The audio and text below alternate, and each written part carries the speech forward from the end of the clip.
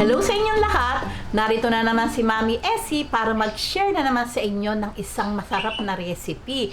Ngayon po ay gagawa tayo ng paksiw na tilapia sa gata.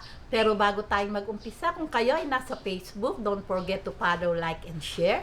At kung nasa YouTube naman po, wag lang kalimutang mag-subscribe at pindutin ang bell button para lagi kayong updated sa ating mga bagong video. Ngayon, narito po ang ating mga kakailanganing sangkap. Gagamit po tayo ng 1 kilo't kalahating tilapia. Ito po yung tilapia ko. Oh, talaga naman pong maganda, malalaki. Nilinisan ko na po yan. 3/4 cup na suka o vinegar. 2 cups na kakanggata. 1.5 cup na tubig. Gagamit po tayo ng sibuyas, bawang, at saka itong ating luya. Siyempre po, masarap, maraming sili. Ito naman po yung ating mga pampalasa, 2 teaspoon asin, 2 teaspoon pamintang buo, at 1 teaspoon na seasoning powder. 1 tablespoon white sugar. At ito pong ating taba ng baboy ay optional. Pwede po kung meron kayo maglagay, kung wala naman po, wag na lang po kayong maglagay. Okay, ngayon, umpisahan na po natin yung pagtitimpla. Okay, ngayon, umpisahan na po natin yung ating pagtitimpla. Ayan. Lagay po natin itong ating malalaking tilapia.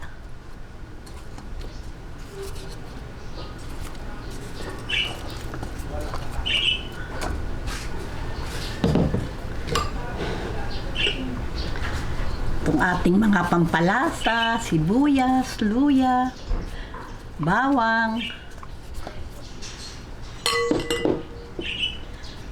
asin, asin, pamintang buo, at yung ating seasoning powder. Lagay natin itong vinegar. Ayan. 1.5 cup na water.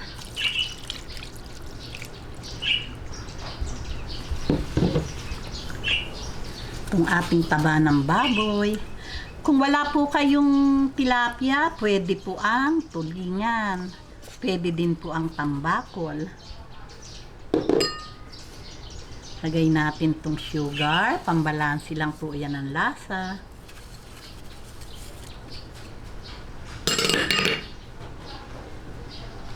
Itong ating sili. Yan, maganda po yan, maraming sili.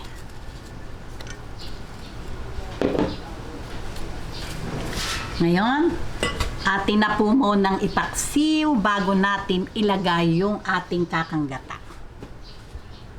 Okay, babalik po tayo pag kumukulo na at luto na po yung suka. Takipan na po natin. Ganyan. Ayan, pagka po ganitong kumukulo na, siguro po mga 7 minutes na kumulo na to, luto na po yung suka.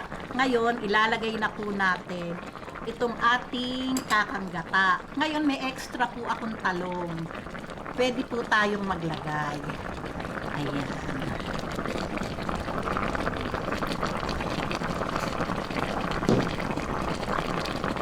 Ngayon, ilagay na po natin itong gata na napakasarap.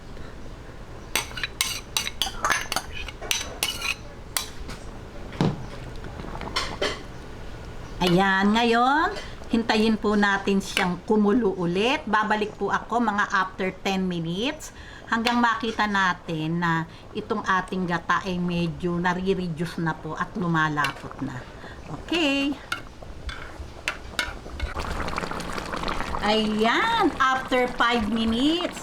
O, tingnan nyo naman po, okay na po ito at talaga naman po nagmamantika na po yung ating gata. Okay, patayin ko na po ang apoy at ready na po ito para sa ating masarap na pananghalian. Ayan. Ayan, heto na po ang napakasarap na paksiw sa gata na tilapia. Talaga naman pong katakam-takam. Napakasarap na pong kumain ng tanghalian, lalo pag ganito ang ating panahon, makulimlim. Ay talaga naman pong yummy. O, di po ba?